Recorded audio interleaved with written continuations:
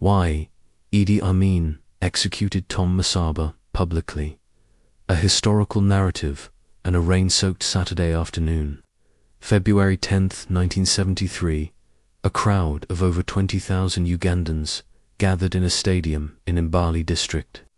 The mood was grim, and the skies mirrored the somber atmosphere. The people had been summoned, men, women, and children alike, to witness an act of brutal state theatre, the public execution of two alleged guerrillas, Tom Masaba and Sebastiano Namirundu. This was not merely a judicial event, it was a performance of power under the military dictatorship of Idi Amin Dada, then President of Uganda. The executions were meant to send a chilling message. Defiance against the regime would be crushed publicly, humiliatingly, and with absolute finality. The context of Amin's rule. To understand why Amin chose to execute Masaba in public, one must first grasp the nature of his regime. Idi Amin seized power in a military coup on January 25, 1971, toppling President Milton Obote, while the latter was away attending a Commonwealth summit in Singapore. Barely a week later, on February 2, 1971, Amin declared himself President of Uganda. What followed was an 8-year reign marked by repression, political assassinations, ethnic purges, and gross human rights violations. It is estimated that between 300,000 and 500,000 Ugandans were murdered under Amin's rule. The regime's survival depended on fear. Public executions were part of Amin's psychological strategy to deter dissent and instill terror. These killings were not just acts of elimination. They were deliberately orchestrated spectacles designed to reinforce state dominance. The victims were frequently labeled terrorists, traitors, or guerrillas, broad, politically convenient terms that required little substantiation. Tom Masaba and Sebastiano Namirundu were among those branded with these titles. Who was Tom Masaba? Tom Masaba was no ordinary man. A former captain in the Ugandan Army, he hailed from Bugsihu, present-day Bugsihu, sub-region in eastern Uganda. As a military officer, he had once worn the same uniform as the men who would later execute him. The regime accused Masaba of being involved in guerrilla activities aimed at destabilizing Amin's government. Whether or not he was genuinely part of an anti-Amin insurgency remains unclear, but such ambiguity mattered little to a regime that often equated suspicion with guilt. Masaba's military background posed a unique threat.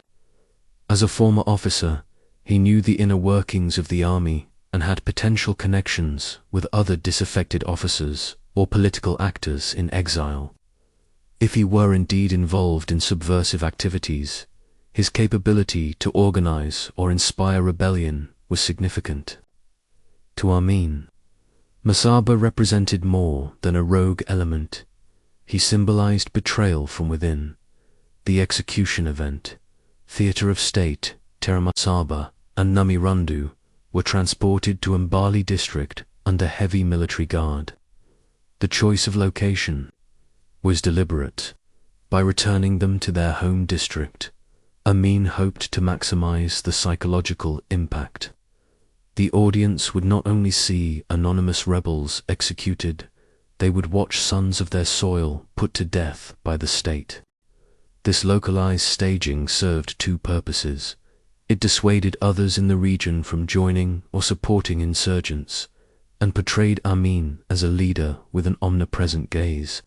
Even in the remotest corners of Uganda, the process of execution was a degrading ritual.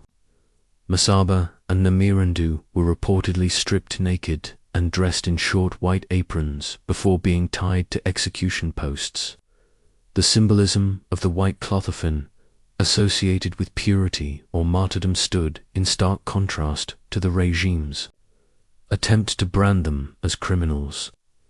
Whether intended or not, this visual paradox underscored the complex narratives at play. One man's traitor could be another man's patriot. As the firing squad prepared to shoot, rain poured over the stadium. It was as if the heavens mourned the loss of justice. The crowd, stunned into silence, watched as the shots rang out and the bodies slumped. Some reports say Masaba made a final statement before his death. Let those, like me, who are killing innocent people in the country come out and report to the authorities. Whether this was a coerced statement or an authentic reflection remains unknown, but it added a haunting layer to his final moments. The psychology of public executions. Why did Amin insist on such public executions, especially of individuals like Tom Masaba? The answer lies in a mix of power projection, deterrence, and the orchestration of fear. Public executions have long been used by authoritarian regimes as tools of control. They reinforce the idea that the state is not only powerful but also merciless. Amin's Uganda took this to theatrical extremes by making examples of high-profile figures, particularly from the military. Amin could send a clear message to other potential dissenters. No one is untouchable. The fear was not only of death, but of a death designed to strip victims of dignity, while compelling the public to internalize submission. Moreover, Amin used these executions to neutralize what he perceived as dual threats: political resistance and tribal loyalty.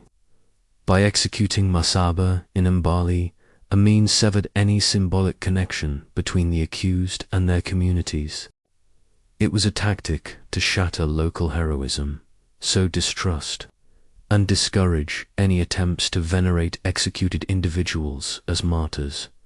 Propaganda and manipulation. Amin's regime controlled the press and used it as a propaganda tool to frame events according to state interests. The executions of February 10, 1973, were publicized to reinforce Amin's narrative that the nation was under siege by foreign-backed terrorists. By painting Masaba and Namirundu as saboteurs, Amin justified his increasingly repressive measures. Newspapers ran stories that vilified the accused and praised the president for his firm leadership. However, many Ugandans knew better.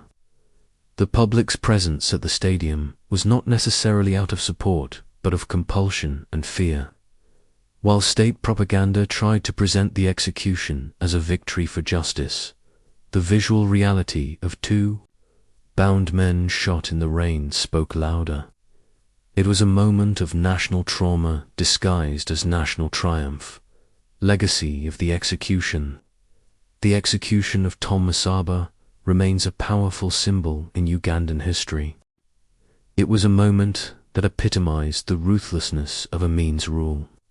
For the people of Mbale, and for many Ugandans who lived through that era, it marked the collapse of lawful governance and the rise of a military dictatorship that answered to no one but itself. Years later, testimonies from survivors, journalists, and historians have tried to reconstruct the truth behind the events. Some accounts suggest Masaba may have been part of an underground resistance, while others argue that he was merely caught in the paranoia that defined Amin's regime. What is clear is that his death, and the manner in which it occurred, became a tool of political messaging. Amin didn't just want to kill Masaba, he wanted to obliterate the possibility of resistance by turning his death into a public warning. Conclusion. A nation under siege. The public execution of Tom Masaba was not an isolated act of brutality. It was part of a systemic pattern under Idi Amin's Uganda. It reflected how the regime blurred the lines between justice and vengeance, between security and tyranny. Amin's dictatorship relied on fear, and public executions like that of Masaba were carefully staged to cultivate a culture of silence and obedience. Though decades have passed, the memory of that fateful day in February 1973 still lingers in Uganda's collective consciousness. It serves as a stark reminder of the dangers of unchecked power, the manipulation of truth, and the ease with which human dignity can be sacrificed on the altar of authoritarian control. Masaba may have died accused of terrorism, but in death, he became a symbol not of guilt, but of a country's tragic descent into darkness under one of Africa's most infamous